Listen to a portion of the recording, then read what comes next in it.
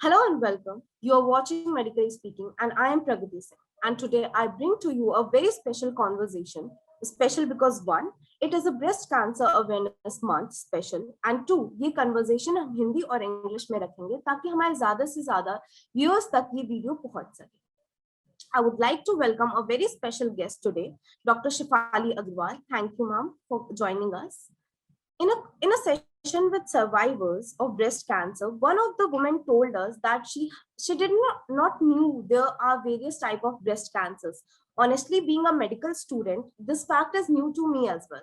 What are the types of breast cancer? Tell us about them in brief. There are many kinds of breast tumors and breast cancers which a woman can encounter, especially a woman who presents to us most commonly with a lump in the breast. That lump could be a variety of things. Some of them could be low-grade cancers. Some of them may be the usual high-grade cancers, which is the invasive ductal carcinoma that we are familiar with. And women in the younger age group may have tumors called phylloides tumors, which are a variant of fibroadenoma, but more aggressive. And they're considered as low-grade cancers. For the frankly malignant or cancerous lesions of the breast, there are two main types. One is called invasive ductal carcinoma, which is what we are familiar with. And the other one is the invasive lobular carcinoma, which is less common, but tends to be bilateral and has certain other features which distinguish it from invasive ductal carcinoma. Okay, ma'am. Please help us understand how significant it is to talk about it in today's time, considering the awareness that has increased manyfold. Why is it complete month dedicated to the same?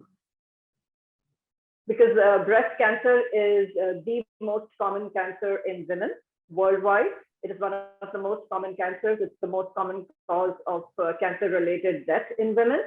So, and what's the best thing about breast cancer is that it's a preventable or a cancer which is amenable to early diagnosis. So there's an entire month devoted to it, so that there's increased awareness. People come forward to get themselves diagnosed early. There's conversation around it. There's less hesitation around these conversations, and we can improve survival and save the lives of many more women by making it a public health campaign. हमें early detection के लिए हमारे viewers को जो हमें देख रहे हैं अर्ली डिटेक्शन के लिए क्या करना चाहिए? अर्ली डिटेक्शन ब्रेस्ट कैंसर के लिए सबसे इम्पोर्टेंट तो होता है मैमोग्राम, जो कि 40 साल की उम्र से हर औरत को करना चाहिए. बहुत सिंपल लो डोज रेडिएशन का ये एक्सरे है. इसके साथ में ब्रेस्ट अल्ट्रासाउंड भी वही रेडियोलॉजिस्ट कर देते हैं. दोनों कॉम्प्लीमेंट्री स्टडीज हैं. इसमें मैमोग्राम सबसे ज्यादा जरूरी है. अल्ट्रासाउंड सिर्फ एडजंक्टिव होता है विद मैमोग्राम. मैमोग्राम को रिप्लेस नहीं करता. और इन दोनों मोडालिटीज को अगर आप हर साल हर औरत करेगी starting at the age of 40, it is the best form of early detection, early diagnosis of breast cancer. उसमें ब्रेस्ट कैंसर छोटे साइज में भी डिटेक्ट होगा. आपको शायद कई औरतों को तो पता भी नहीं होता कि उनको कैंसर है, और मैमोग्राम में पिकअप हो जाता है. तो इससे बहुत जानें बचती हैं. जो औरतें मैमोग्राम कराती हैं रेगुलरली, उनका 25% ज्यादा सर्वाइवल और अर्ली डिटेक्शन होता है कंपेयर टू वो औरतें जो कि मैमोग्राम नहीं कराती. तो सबसे पहला एंड मोस्ट इंपॉर्टेंट तरीका है मैमोग्राम विद अल्ट्रासाउंड एनुअली, हर साल एक बार 40 साल की उम्र के बाद में. सेकेंडली, हर औरत को 18 साल की उम्र के बाद में सेल्फ ब्रेस्ट एग्जामिनेशन करना चाहिए. इसका मतलब है कि हर औरत को अपना ब्रेस्ट खुद एग्जामिन करना चाहिए शीशे के सामने खड़े होके, और अपनी फिंगर टिप से उसको महसूस करने के लिए. उसका जो टेक्निक होता है सेल्फ ब्रेस्ट एग्जामिनेशन का, वो यूट्यूब पे आप सर्च कर सकते हैं. 1-1.5 मिनट का वीडियो क्लिप देख के हर औरत को वो 18 साल की उम्र से करना चाहिए. लेकिन सेल्फ ब्रेस्ट एग्जामिनेशन मैमोग्राम को रिप्लेस नहीं करता. सबसे इम्पोर्टेंट टेस्ट अर्ली डिटेक्शन के लिए है मैमोग्राम, एंड टुगेदर विद अगर साथ में अल्ट्रासाउंड हो जाए तो even better. But mammogram is the single most important test for early detection of breast cancer. और मैमोग्राम से जिंदगी बचती है. Okay, so our next question to you is, ma'am, how can a girl go through the process in early age? How can we diagnose this in early age? Breast cancer is largely a disease of women above 40. While we do see cases below 40 also, it is not a disease of the very young girls. In the very young girls, we see other tumors which are usually benign. They are called fibroadenomas. The breast cancer in itself, breast cancer screening, therefore begins at the age of 40, because the age group where we have the highest incidence is between the age of 40 and 60. And that is when we are focused on doing breast cancer screening, which is with a breast mammogram, which is a low dose breast, and we supplement that with a breast ultrasound. But let's be very clear that the only accepted method of breast cancer screening, which brings down the mortality from breast cancer and which leads to early detection, is a mammogram. Ultrasound is only a supplement to this mammogram. It does not replace a mammogram, and getting only a breast ultrasound is not an acceptable method of breast cancer screening. So breast cancer screening begins at the age of 40. It consists of a mammogram with a supplementary breast ultrasound done every year until the end of life. The upper limit is not defined, so it's to be done annually by every woman once she turns 40. As far as women below 40 are concerned, starting at the age of 18, every girl is advised to do a monthly self-breast examination, which is 5 days after her period. She stands in front of a mirror and she examines both the breasts. She looks for any asymmetry, any differences in the skin appearance, or any visible or palpable lump. The technique for self-breast examination can be found on YouTube. If you just type in a self-breast examination, there'll be several 1.5 minute videos. Every girl from the age of 18 should watch that and do a self-breast examination starting at the age of 18.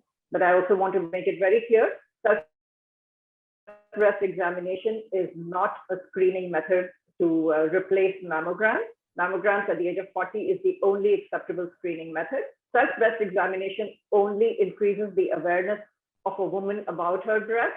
She becomes aware that she should look for changes. If there's a lump, she will find it early, and the hesitation around this conversation reduces. So self-breast examination is just a general awareness technique. It is not a screening method. Okay, point noted, ma'am. A lot of girls come with this question that my breast hurt even during periods.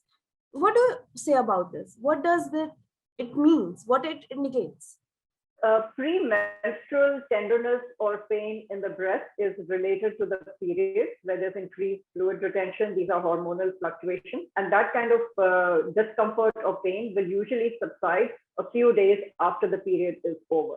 That is a normal process, and that is not something which we are concerned about. Most cancers tend to be painless lumps, but persistent pain at a focal point in the breast, which is persisting beyond several weeks and is unrelated to the breast, unrelated to the period, should be a cause for concern, and that should be evaluated by a breast cancer surgeon. Because sometimes breast cancer can present with breast pain. Okay, ma'am. And what is about mastectomy? Mastectomy is a kind of an operation which is done for the cure of breast cancer. Once the woman is diagnosed with breast cancer, there are usually two operations that we offer her. One is complete removal of the breast, which is called a total mastectomy, and the other one is a breast conservation surgery. In most cases, we are able to offer breast conservation surgery to the woman, and even if the cancer is advanced, we are able to shrink the tumor by giving chemotherapy and then offer her breast conservation surgery. So most women opt for breast conservation surgery because there's preservation of self-image, and it is cosmetically a far superior operation to having a total mastectomy, which is an operation dreaded by most women. So those are the two operations which we offer to the patient depending on the stage of her cancer and the choice of the patient, which operation she prefers. Okay. Talking about mastectomy, it is a term many do not know about, and those who are aware, they are certainly do not wish to hear it. What is this about, ma'am? If you could just simplify for the layman that a girl go through this fear of losing her breast during this process. Total mastectomy is the dreaded operation I think that you're asking about. That is the traditional operation which we used to do in the 1950s. That once a woman was diagnosed with breast cancer, The only option she had was to have a complete removal of the breast so that she could be cured and have normal survival. That era is now past. We rarely or we occasionally offer mastectomy depending on the extent of the tumor. And most women opt for breast conservation surgery, particularly if it's a stage 1 or a stage 2 cancer. And sometimes even in stage 3 cancer, women prefer to have breast conservation surgery, in which case we can shrink the tumor by giving chemotherapy and bring her and downstage her so that she becomes amenable to breast conservation surgery. There's a difference between the two operations is that in a total mastectomy, we will remove the entire breast, which is obviously cosmetically, it's a significantly inferior outcome to having a breast conservation surgery where the contour of the breast and most of the breast tissue is preserved, and self-image is much superior when it comes to breast conservation surgery. That being said, if the woman is not a candidate for breast conservation surgery because the tumor is advanced, it's multicentric, there are multiple foci of tumor in the breast, then we have to offer her a mastectomy to cure her from the cancer. And she has the option of immediate plastic surgery reconstruction or a delayed reconstruction, which can be done after she has completed her cancer treatment.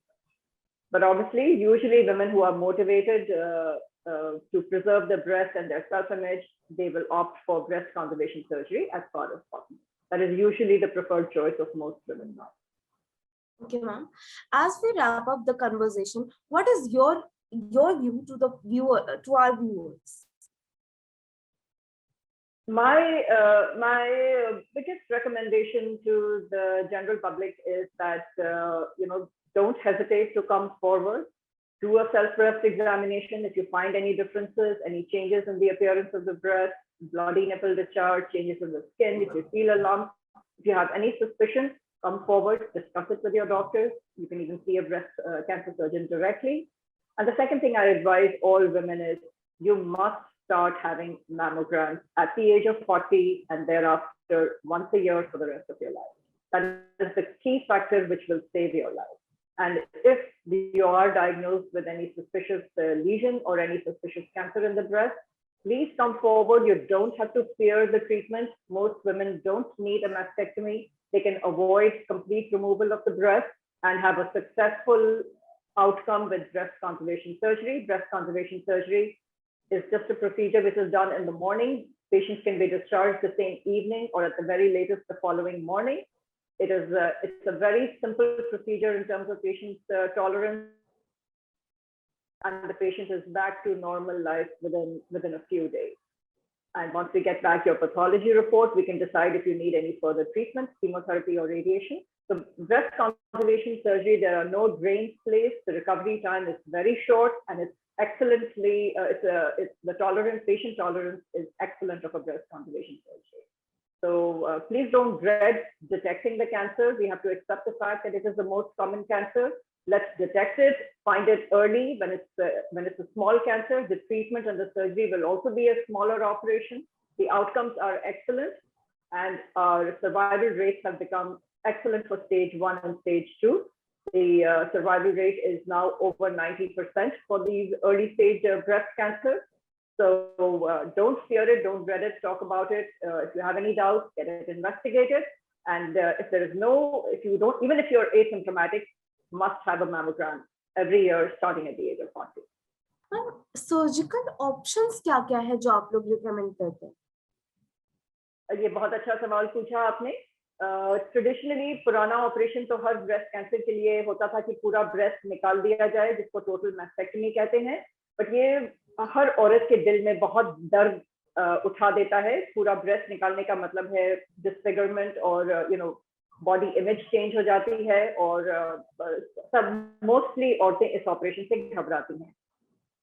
अब the most popular operation, और जो कि बिल्कुल mastectomy के बराबर जिसके result हैं, उसको ब्रेस्ट कंजर्वेशन सर्जरी कहते हैं, जिसमें ब्रेस्ट हम बचा लेते हैं और कैंसर को एक नॉर्मल मार्जिन ऑफ टिश्यू देके कैंसर निकाल देते हैं. इसको ब्रेस्ट कंजर्वेशन सर्जरी कहते हैं. एंड मोस्ट वुमेन, ज्यादातर औरतें ब्रेस्ट कंजर्वेशन सर्जरी के लिए एलिजिबल होती हैं. उनमें हम ब्रेस्ट कंजर्वेशन सर्जरी कर सकते हैं। स्टेज 1 एंड स्टेज 2 में तो almost always breast conservation surgery के लायक होता है पेशेंट। अगर एडवांस स्टेज 3 हो, स्टेज 3 भी हो, तो हम कीमोथेरेपी देके ट्यूमर को छोटा करके, श्रिंक करके, फिर उसको ब्रेस्ट कॉन्जर्वेशन सर्जरी के लिए एलिजिबल कर सकते हैं। तो अब औरतों के मन से मैस्टेक्टमी वाले शब्द का, उस ऑपरेशन का डर बिल्कुल निकल जाना चाहिए। उनके लिए बहुत ऑप्शंस हैं और ब्रेस्ट बचाने के ऑप्शंस हैं।